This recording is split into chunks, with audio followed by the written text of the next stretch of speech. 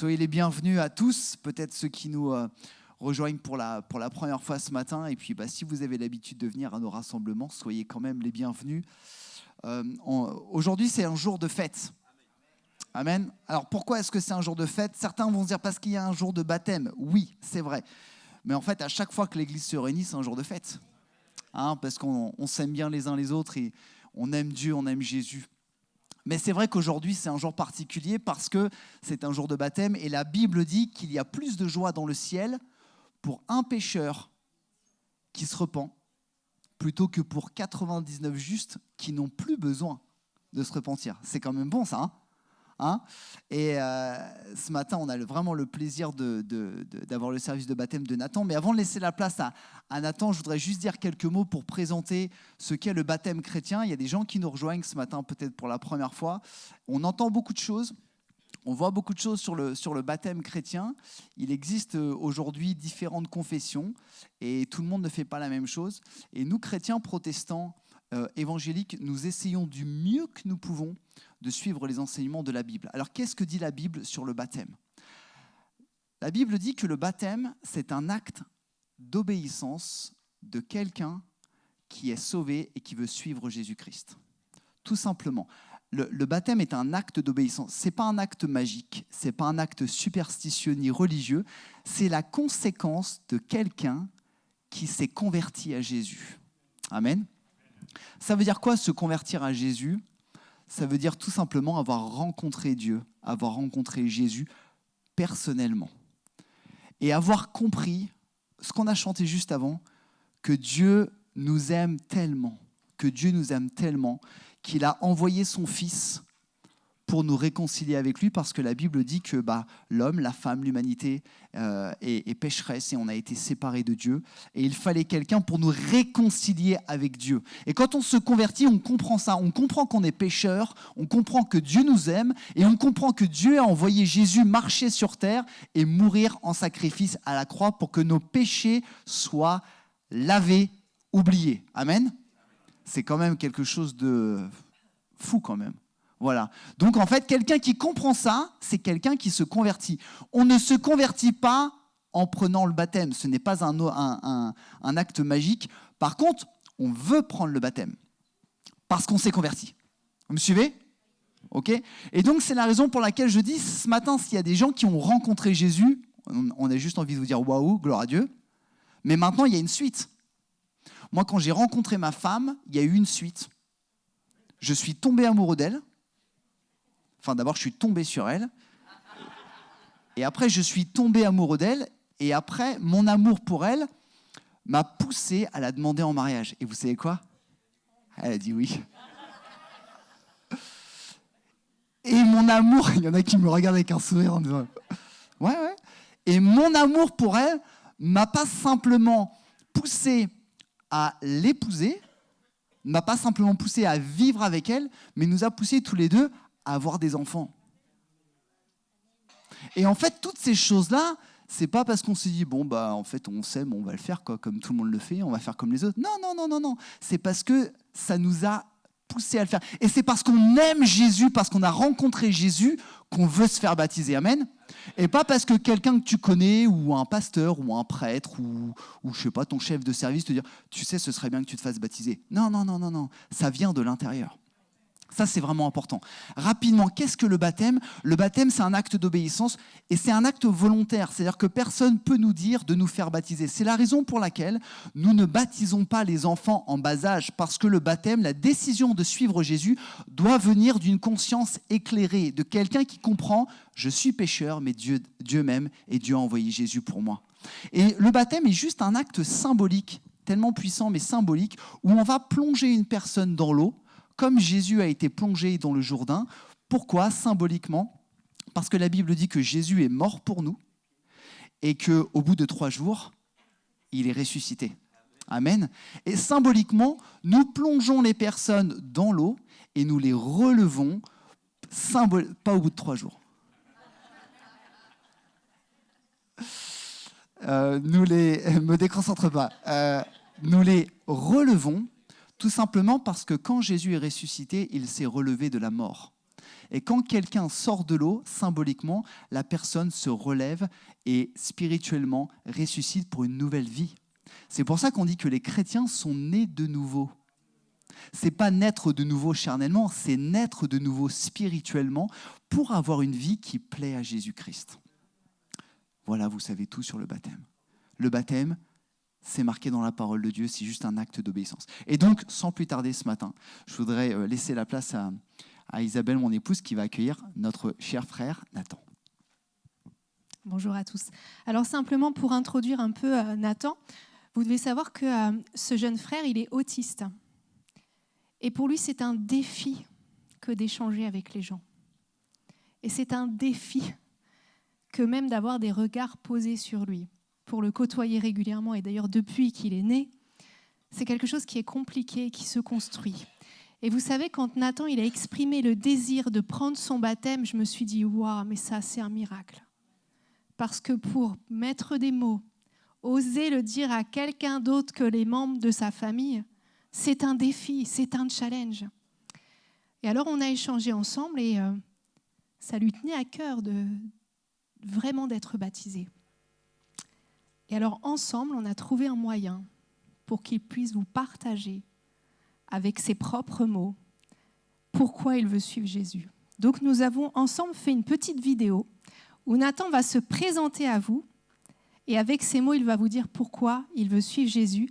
Comme ça, il profite de ce moment, il ne vous prive pas de cela et il a l'impression de pouvoir le faire pleinement. Donc, je vous laisse regarder cette vidéo. Bonjour, je m'appelle Nathan, j'ai 14 ans, je suis en 3e.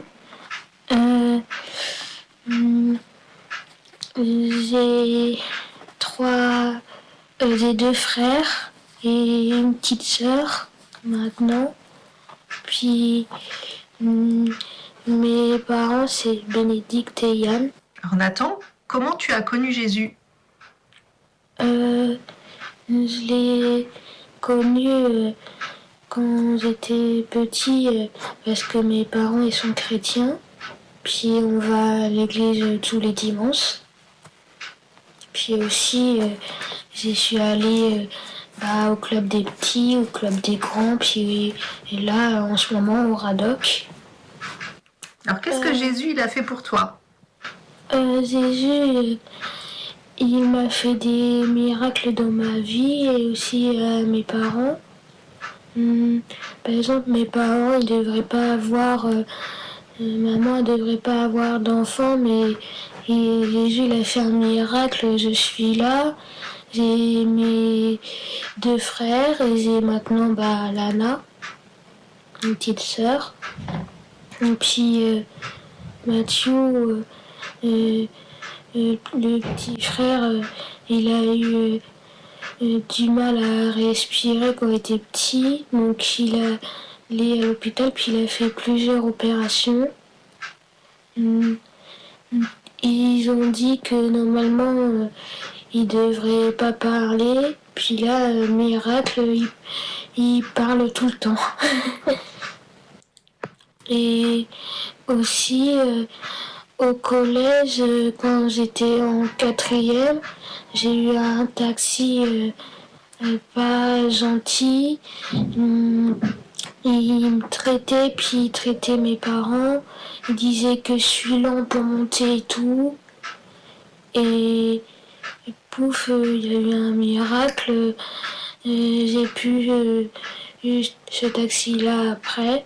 Puis en plus, j'étais dans un taxi avec une élève qui était dans ma classe. Nathan, qu'est-ce que tu vas faire aujourd'hui alors ?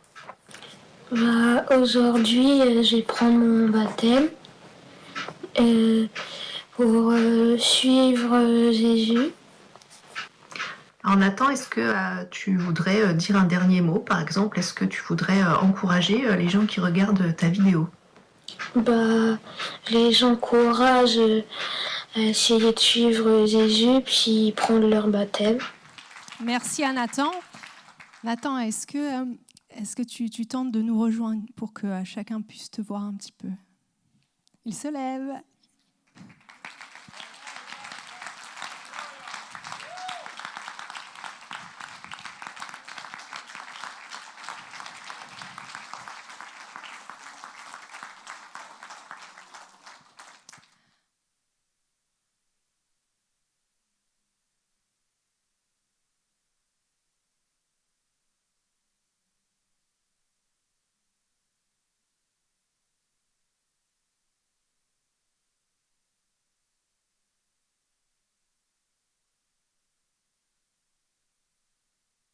Excusez-nous, on a pris le temps. Bon, alors Nathan, vraiment merci d'avoir pris le temps. Je pense que c'est vraiment le Seigneur qui t'a donné le courage de partager avec nous aujourd'hui. Alors, quelque part, c'est toi qui nous fais un cadeau aujourd'hui. On est vraiment dans la joie. Nathan, tu crois que Jésus, il est mort pour toi? Oui. Tu crois qu'il a pris tout ton péché à la croix? Oui. Est-ce que tu veux le suivre toute ta vie? Oui. Alors, sur ta confession de foi, on te baptise au nom du Père, du Fils et du Saint-Esprit.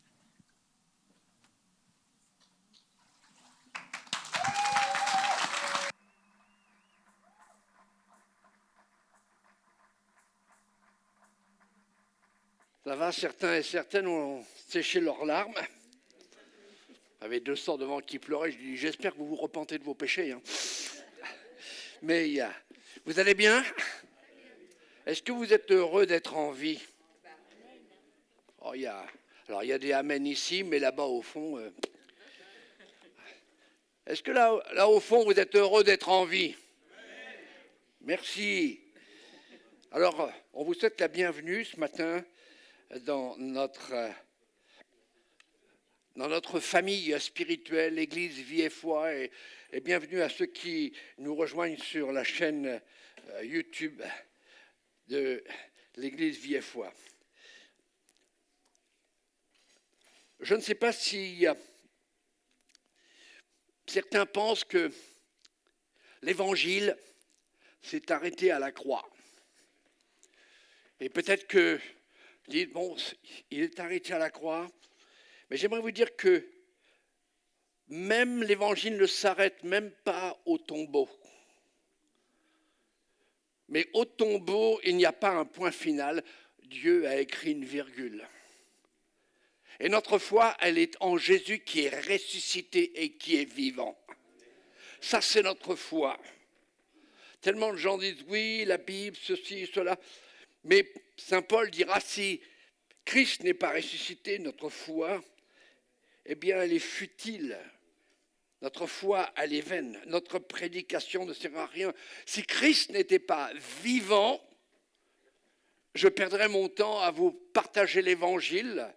Ça serait un évangile de pacotille. Mais l'évangile de Christ, c'est un évangile de puissance qui transforme les vies. Peu importe votre passé, on l'a chanté, peu importe ce que vous sentez, peu importe même si vous ne croyez pas, ça n'empêche pas que Dieu vous aime et que Dieu veut changer à votre vie.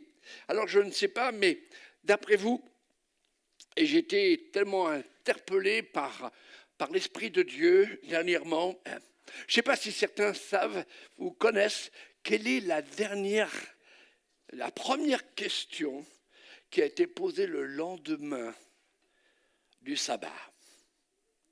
Très souvent, vous savez, dans des situations inextricables, on se pose certaines questions avec des craintes, des doutes, voire même des angoisses, pour savoir comment s'en sortir. Et c'est cette question qui va être le sujet central de notre petite méditation. Une question posée par des femmes. Je suis sûr, quand Mathias a demandé Isabelle de se marier, elle s'est posé des questions. Voilà, un fils de pasteur, je connais, il a été mon pasteur le père. Des questions, est-ce que ça va durer? Et beaucoup se posent la question, et beaucoup ne veulent pas s'engager dans le mariage parce qu'ils ont peur. Et ils veulent garder la liberté. Eh bien, des femmes ont posé des questions, une question tellement puissante. Elles sont venues avec des aromates très coûteux, afin d'embaumer le corps de Christ. Et peut-être ont-elles pensé que Nicodème, le chef des Juifs, avait lui aussi, à la descente du corps de Christ, de la croix, avait amené aussi des aromates. Elles ont peut-être pensé, c'est pas suffisant. Et puis, elles étaient sur le chemin du tombeau, très significatif. Nous sommes tous sur le chemin du tombeau. Nous sommes tous sur le chemin de la mort. La Bible dit que tous nous devons mourir parce que nous sommes pécheurs. Le salaire du péché, c'est la mort. Le fait que nous n'ayons pas Dieu, alors on sait que notre destinée éternelle, c'est la mort. Mais voilà, Dieu a enlevé le point final pour y mettre une virgule et pour nous offrir la vie éternelle. Et ces femmes en chemin se sont posées une question et elles ont même posé une question parce qu'il y avait un obstacle et elles ont oublié un autre obstacle. C'est qu'au tombeau, il y avait des soldats. Mais elles étaient tellement remplies d'amour. Alors permettez-moi de vous dire, quand quelqu'un s'intéresse aussi à Dieu, quand même vous venez par curiosité ou parce qu'on vous a invité, alors il y aura toujours des obstacles sur le chemin quand vous commencez à vous intéresser à Dieu. Des obstacles qui se dressent à votre recherche. Mais j'aimerais qu'on puisse lire le texte sacré de la Bible dans Marc au chapitre 16, versets 1 à 7. Il va être projeté sur l'écran. Et il est dit ceci: lorsque le sabbat fut passé, Marie de Magdala, première femme, Marie, mère de Jean, Marie, mère de Jacques, deuxième femme, et Salomé achetèrent des aromates afin d'aller embaumer Jésus. Le premier jour de la semaine, elles se rendirent au sépulcre de grand matin, comme le soleil venait de se lever. Elles disaient entre elles: qui nous roulera la pierre loin de l'entrée du sépulcre? Et écoutez bien, et levant les yeux, elles aperçurent que la pierre, qui était très grande, avait été roulée. J'aimerais vous dire ceci, j'arrête 2 minutes, ça me vient à l'esprit. Quelquefois, tu as cette question, tu te poses des questions, et cette question peut devenir une prière. Sache que Dieu a entendu ta prière et qu'il a déjà décidé d'y exaucer. Mais est-ce que tu vas y rentrer dans cet exaucement? Elles entrèrent, alors, levant les yeux, elles aperçurent que la pierre, qui était très grande, avait été roulée. Elles entrèrent dans le sépulcre, virent un jeune homme assis à droite, vêtu d'une robe blanche, et elles furent épouvantées. Il leur dit: ne vous épouvantez pas. Vous cherchez Jésus de Nazareth qui a été crucifié, il est ressuscité. Il n'est point ici, voici le lieu où on l'avait mis. Mais allez dire à ses disciples et à Pierre qu'il vous précède en Galilée. C'est là que vous le verrez comme il vous l'a dit. Et le titre de ce message, c'est celui-ci: qui roulera la pierre? Ou rouler la pierre? Il y a une question: qui nous roulera la pierre? Mais il y a une réponse: Dieu a déjà roulé la pierre. Ils ont été plusieurs à la mettre, cette pierre, et les femmes disent: mais nous ne sommes que 3. Dans ta difficulté, mon ami, de croire ou de ne plus t'attendre à l'impossible, Dieu a la réponse pour ta vie. Et nous, chrétiens, même si nous avons des difficultés dans notre santé, nous avons un rapport médical qui n'est pas vraiment brillant, Dieu a la réponse. Et sa réponse, c'est sa présence dans ta vie. Alors j'aimerais vous demander, que représente cette pierre scellée sur le tombeau? Peut-être certains sont là pour l'une des premières fois où vous aimez écouter l'Évangile, mais souvent il y a des obstacles qui vous empêchent d'aller plus loin. Une pierre qui vous empêche de pratiquer l'Écriture et d'obéir à l'Écriture, d'obtenir la foi. La Bible nous dit que la foi vient vient de la parole de Christ, de ce que l'on entend. Et en écoutant ce matin, tu peux obtenir cette foi si tu laisses cette parole venir en toi. Les difficultés de la vie, les situations familiales déchirantes, les problèmes de santé, la solitude et l'abandon, les problèmes financiers et toutes ces craintes actuelles qui assaillent notre esprit, le monde qui va de travers, les menaces de guerre nucléaire, le gouvernement qui promet, mais c'est tout le contraire que nous voyons, les prix qui s'envolent d'une façon vertigineuse et qui nous donnent le tournis. Et nous pouvons sombrer dans la peur, dans l'angoisse, dans l'anxiété. Qui va rouler cette pierre qui nous hante? Qui peut rouler cette pierre? Quand est-ce que tout cela va se terminer et comment cela va se terminer? Notre planète, on appelle souvent la planète bleue, et du haut de l'espace, elle est magnifique, mais il faut y vivre dans cette planète. Eh bien, notre planète Terre connaît aussi des changements qui nous étonnent. Après les grêlons de mars, voici que la température augmente anormalement et on nous annonce dernièrement à nouveau une baisse. Ça aurait été mieux que cette fois la baisse des pétroles, mais peu importe. Une baisse des prix, une baisse de l'énergie, une baisse de l'angoisse. Tout cela pour nous plonger dans l'inquiétude. Pourquoi cette pierre a été roulée ? Dieu a fait que cette pierre soit roulée dans l'Évangile. Et l'Évangile de Matthieu, au chapitre 28, verset 2, il est dit « Et voici, il y eut un grand tremblement de terre, car un ange du Seigneur, descendu du ciel, vint rouler la pierre et s'assit dessus. » Revenons à ces femmes. Elles entrent parce que la pierre a été roulée. Et qu'est-ce qu'elles voient ? Celui qu'elles étaient venues embaumer n'est plus là. Il y a des pierres qui, quelquefois, se trouvent sur notre chemin, mes amis. Mais si nous mettons notre confiance en Dieu, Dieu va les rouler. Afin que nous puissions entrer dans le royaume de la vie, dans le royaume de la vérité, dans le royaume de la réalité de Dieu et découvrir l'amour, la bonté, la puissance de Dieu.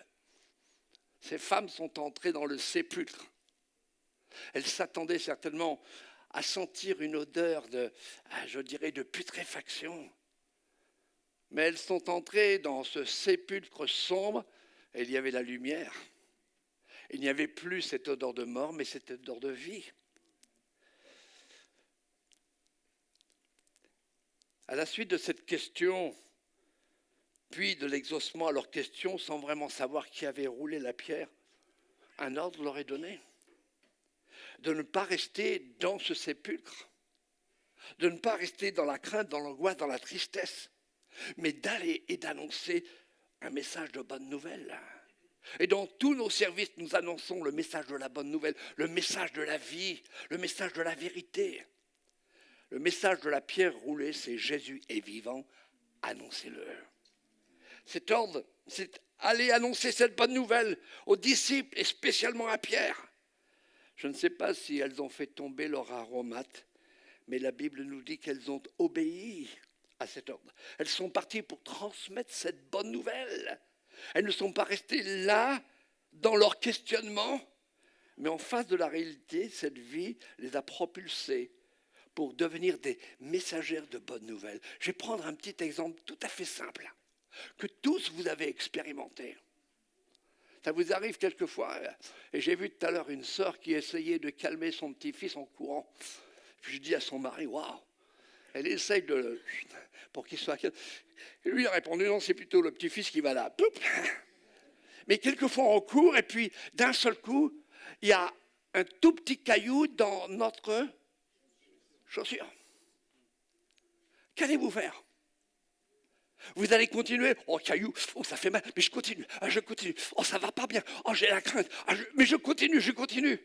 Il suffit que tu t'arrêtes un moment et que tu enlèves le caillou. Et le Seigneur veut enlever le caillou qui est dans ton cœur. Peut-être ton cœur est comme de la pierre dure, l'incrédulité. Laisse le Seigneur enlever ce qui te blesse. Laisse enlever ce qui peut-être t'inquiète. Il y a quelque chose d'extraordinaire dans cette histoire, c'est qu'elles ont porté la bonne nouvelle. Mais il y a un problème, c'est que les gens qui ont écouté ces bonnes nouvelles étaient remplis d'incrédulité. L'incrédulité est une pierre incroyable. Même Pierre et Jean, lorsqu'ils ont couru vers le tombeau, sont entrés. Ils ont vu que Jésus n'était plus là. Et la Bible nous dit, un des évangiles, ils sont repartis chez eux. 2 disciples se sont éloignés même de Jérusalem et Jésus a été vers eux. Il les a écoutés. Il leur a dit, pourquoi êtes-vous si tristes ? Ils lui ont raconté ce qui s'est passé. Et la Bible nous dit que Jésus, prenant les Saintes Écritures, leur expliqua les Écritures, leur expliqua ce qui devait arriver. Et puis, ils l'ont invité à la maison. Important, invite Jésus dans ta maison. Et au moment où Jésus va bénir le repas, il va briser le pain, leurs yeux s'ouvrent. Et ils ont reconnu Jésus. Et ils se sont dit, mais quand on marchait avec lui, il y avait un feu en nous. Et écoutez encore ceci. Les disciples se sont réunis dans la maison. Et puis, Jésus entre dans la maison et pas par la porte. Pourquoi ? Parce que Jésus est vivant, parce que Jésus est puissant, traverser les murs. Et la Bible nous dit que dans leur joie de le voir, ils ne croyaient pas encore. Peut-être que vous êtes heureux là, vous avez vu ce baptême, vous êtes dans la joie, mais est-ce que vous croyez vraiment ? Ou vous venez le dimanche matin parce que c'est votre tradition, votre religion. Mais croire, c'est obéir. Croire, c'est faire confiance. Quand Jésus est entré, il leur a dit, la paix soit avec vous, parce que c'est le prince de la paix. Quand vous laissez Jésus venir en vous, il chasse la crainte, il chasse la peur, et c'est la paix. Les disciples qui ont vécu avec lui pendant 3 ans et demi l'ont pris pour un esprit. Alors il leur dit, voyez mes mains, voyez mes pieds, touchez-moi. Un esprit n'a ni chair ni os. Et puis, comme ils ne croyaient pas encore, ils étaient sceptiques. Il leur a dit, avez-vous quelque chose à manger ? C'était pour leur prouver qu'ils étaient bien vivants, lui, leur Sauveur et le Seigneur. J'aimerais vous dire, la foi fait rouler ces pierres du doute, de l'incrédulité. La foi, c'est croire l'impossible, croire qu'il y a un Dieu qui nous aime, qui veut notre bien et qui est présent dans nos difficultés. La pierre est roulée non pas pour permettre à Jésus de ressusciter, de sortir, mais c'est pour permettre à tous ceux qui vont passer de voir que ce qu'il a dit s'est accompli. Le 3e matin, je ressusciterai. Dans la Bible, vous pouvez avoir toutes sortes de personnes qui avaient des pierres, des obstacles, mais ils ont fait confiance au Seigneur. Et les obstacles ont sauté.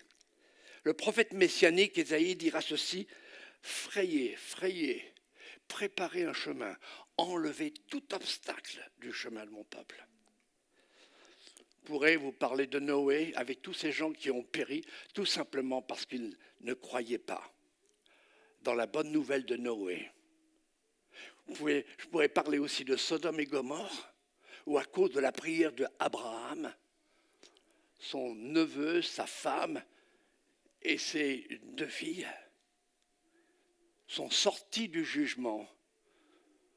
Mais la femme de Lot avait un problème. C'était de regarder toujours derrière et de penser à son passé. C'était un problème. On a chanté « Notre passé est couvert, couvert par le sang de Jésus ». Vous connaissez tous l'histoire du petit David. Il est passé au cinéma, l'histoire du petit David. Le petit David était offusqué de ce qu'on insultait le Dieu d'Israël. C'était un géant, Goliath, qui défiait l'armée d'Israël. Et il a dit, moi je vais aller le battre. Il était tout petit, lui, géant. Elle parlait avec Charlie, en voyant, disons, Nathan qui allait descendre. J'ai dit, ça va, je dirais le baptistère, il est assez grand. Mais si j'avais dû le baptiser, lui là, je ne sais pas comment j'aurais fait. Un coup comme ça, un coup comme ça. Et c'était la même chose. Tout le monde disait, mais David, tu es fou, tu es fou. Lui, le Goliath, c'est un homme professionnel. Et toi, tu n'es qu'un gamin. J'irai au nom de l'Éternel. Alors Saül lui a dit, écoute, prends mon armure. L'armure d'un roi qui avait perdu l'esprit, qui avait perdu l'onction, qui avait perdu la foi. Alors il a mis l'armure du roi Saül. Et la Bible nous dit que l'armure est devenue un obstacle. Il ne pouvait plus bouger. Il s'est déchargé. Il s'est dévêtu de cette armure. Et alors c'est incroyable. Il a été dans un torrent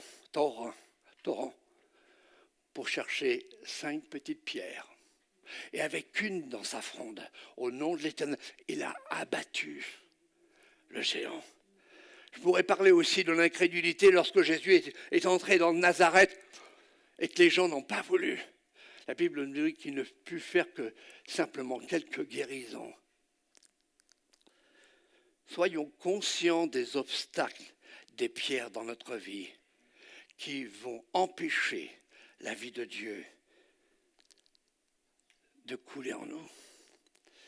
Mais si nous avons connaissance de ces obstacles, il faut les confesser. Il est dit, et c'est l'apôtre Pierre qui, plus tard, alors qu'il avait renié le Seigneur 3 fois, il dira ceci: déchargez-vous sur lui de tous vos soucis.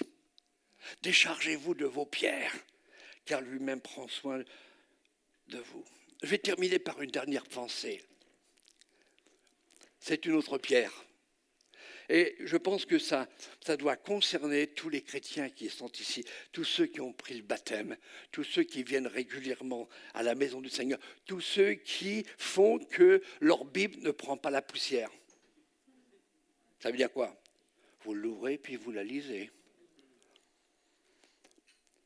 Dans l'évangile de Jean au chapitre 11, la Bible nous dit que Jésus est avec ses disciples et il entend un messager qui lui dit: ton ami Lazare est malade. Et il semblerait que Jésus dit: ok, d'accord. Peut-être qu'il dira: on verra plus tard. Peut-être que tu es malade. Tu dis: mais j'ai demandé au Seigneur. Le Seigneur dit: le plus tard, c'est pour former ta foi et ta confiance et ta patience. Et puis, à un moment donné, Jésus dira à ses disciples: levons-nous. Lazare, notre ami, dort. Mais je vais le réveiller. Les disciples disent: oh, s'il dort, c'est qu'il est en pleine guérison. Mais Jésus leur a dit ouvertement: non, Lazare est mort. Arrivé à Béthanie, Jésus trouva que Lazare était dans le tombeau depuis 4 jours. Je passe sur les détails pour aller directement à cette pensée qui nous concerne, nous les croyants, qui ne voulons pas être uniquement des croyants du dimanche, mais de ceux qui portent la vie de Christ en eux tous les jours, du lundi matin jusqu'au samedi soir. Jésus se trouve avec les 2 sœurs et beaucoup de Juifs de Jérusalem sont venus et ils sont devant le tombeau. Et Jésus va faire monter vers Dieu une prière. Et après cette prière, il va donner un ordre impératif. Et cet ordre, il est pour nous, chrétiens. Il dira aux hommes qui étaient là: ôtez la pierre. Moi, je ne comprends pas. Le Seigneur aurait pu ôter la pierre lui-même. Il aurait pu jouer comme dans Star Wars à Maître Yoda. Bon, peut-être certains ne l'ont pas vu, la guerre des étoiles. Mais Jésus, ce n'est pas Maître Yoda, c'est le maître des maîtres. Et le maître qui donne un ordre aux hommes. Ôtez la pierre. Et les sœurs ont réagi, mais ils sentent déjà. Oh, c'est un appel pour nous, un défi pour les chrétiens d'aujourd'hui, en face des situations tragiques où il semblerait que beaucoup de personnes n'ont plus d'espoir. Et Dieu nous appelle à ôter leurs pierres par la révélation de Christ dans notre vie. Notre responsabilité en tant que chrétien est d'ôter la pierre, en démontrant que Christ vit en nous, qu'il a changé notre vie.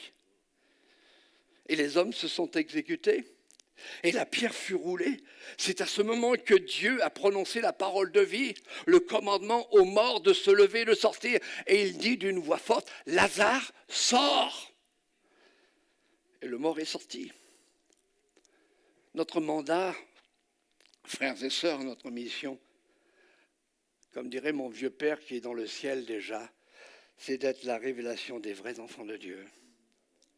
Afin que ceux qui sont autour de nous puissent dire, lorsque nous sommes dans les mauvais moments, vraiment ils sont attachés à Dieu, vraiment Christ vit en eux. La Bible nous dit, Lazare sort. Et comment est-il sorti? Il était lié de bandelettes avec un linceul sur son visage. Et le Seigneur a donné un deuxième ordre. Déliez-le et laissez-le aller. Lazare est sorti couvert de bandelettes et d'un voile. Signe qu'un jour, il devrait à nouveau mourir, comme tous les humains. Jésus, lui, est sorti du tombeau et les bandelettes ou le linceul est resté dans le tombeau, pour preuve que jamais plus Jésus ne mourrait encore. Il est mort une fois pour toutes. Notre témoignage, notre vie permet aux hommes et aux femmes de voir qui est Dieu et ce que Dieu peut faire aussi dans la vie. Je termine, c'est ma conclusion. Y a-t-il dans ta vie des obstacles qui t'empêchent de faire les œuvres de Jésus et d'en faire de plus grandes? Y a-t-il des pierres qui te blessent et te ralentissent dans ta marche avec Jésus et tu ne le confesses pas, ou tu ne demandes pas au Seigneur, fais rouler la pierre, ou toi-même, tu ne désires pas te débarrasser de ces obstacles? Il n'y a pour Jésus aucune situation désespérée. Il peut envoyer quelqu'un pour ôter la pierre à quelqu'un que tu aimes et qui ne connaît pas Jésus. Soyons un moyen pour ceux dont la vue est obstruée, dont le cœur et l'esprit sont remplis d'incrédulité et de doute. Et parce que nous vivons la vie de Christ, la pierre qui les retient dans les ténèbres va rouler et la lumière de Jésus va briller sur eux. Soyons une odeur de vie et non de mort. Et vous, chers amis, peut-être vous êtes sceptiques, peut-être vous dites, moi, ni loi, ni Dieu, ni religion.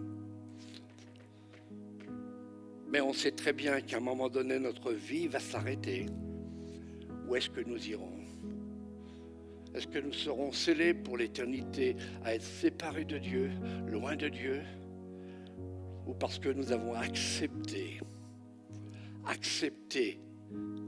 que Dieu roule la pierre et qu'il dit aussi ceci, celui qui croit en moi vivra quand même, il serait mort.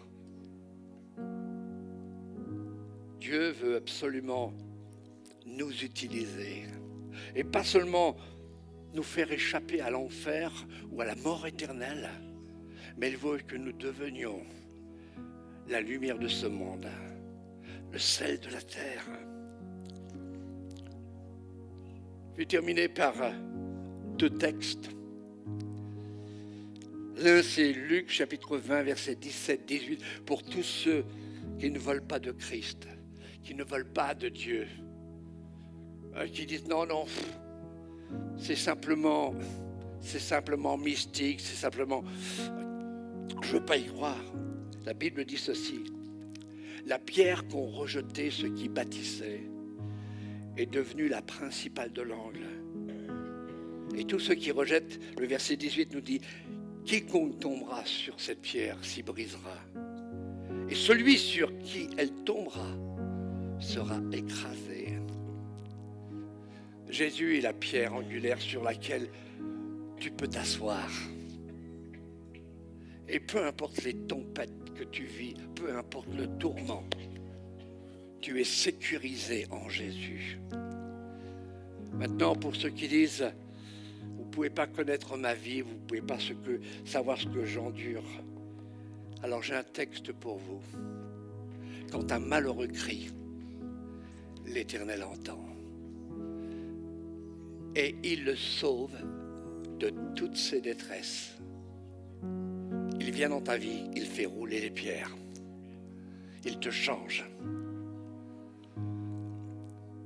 Si vous m'aviez connu quand j'avais 14 ans, j'étais comme Nathan en 3e.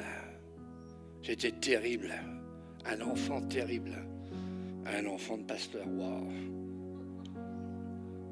Je mentais comme je respirais. Mais le problème, c'est que j'arrivais à croire mes mensonges. Et puis un jour, je me suis trouvé dans un groupe de jeunes, dans un camp, où Dieu a fait rouler la pierre de mon mensonge, où il a apparu à moi comme étant la vérité, le chemin et la vie. Cette pierre, c'était mon orgueil. Je me suis incliné à genoux dans une chaude après-midi du sud Et à côté de moi, il y avait 4 autres pasteurs, fils de pasteurs, qui faisaient la même chose. Et Dieu a changé notre vie. Depuis, il m'a appelé au Saint-Service. Moi aussi, j'ai rencontré la femme idéale. Mais avant de rencontrer la femme idéale, j'ai rencontré le Seigneur idéal. Parce que si j'étais resté avec mon caractère de 14 ans, elle aurait pris, comme dirait ma grand-mère, la poudre d'escampette. Mais on a vécu extraordinaire, un amour superbe. On a eu 2 enfants aussi. On a 4 petits-enfants. Mais c'est pas ça. On a une grande famille spirituelle. Et ce matin, avec mon épouse, on dit, Seigneur, on te bénit de ce qu'on va aller à l'église, mais surtout, on va aller voir notre famille spirituelle. On va voir des gens, on va les encourager. Aide-nous à rouler la pierre. Est-ce que je peux vous demander de vous lever à votre place? Et dans un silence, faites cette prière. Et vous, peut-être qui êtes là pour la première fois, ou disons, vous n'êtes pas, vous vous êtes posé des questions, je suis dans quelle église? Les gens parlent d'une drôle de langue, les gens chantent, les gens prient, les gens louent, et puis ils lèvent les mains. Où est-ce que je suis? Tu es au milieu de la famille de Dieu, dans la vie de tous ceux que Jésus-Christ a roulé la pierre. Je voudrais que chacun puisse faire cette prière dans le silence de leur cœur. Si tu as des pierres, de l'incrédulité, tu es sceptique, voudrais-tu oser demander à Dieu, roule cette pierre pour que je puisse croire? Et toi, chrétien, peut-être que tu as une pierre et tu n'oses pas être un moyen de délivrance, un moyen de guérison, un moyen de salut pour les autres. Alors dis au Seigneur, enlève cette pierre, ôte cette pierre, pour que je puisse aller vers les perdus et être la révélation de l'amour de Jésus. Dans ce silence, fais cette prière. Et Dieu va t'exaucer. Seigneur, je te remercie de m'avoir permis de parler de ce message qui est la suite de cette Pâque, de cette résurrection. Je sais une chose, mon Dieu est vivant, mon Jésus est vivant, il vit en moi, il vit dans mon foyer, il vit chez mes enfants, il vit chez mes petits-enfants, il vit dans cette église et dans toutes les autres églises qui croient que la pierre a été roulée. Et je te prie au nom de Jésus que toute pierre roule maintenant par la puissance de ta résurrection. Au nom de Jésus, soyez bénis. Amen.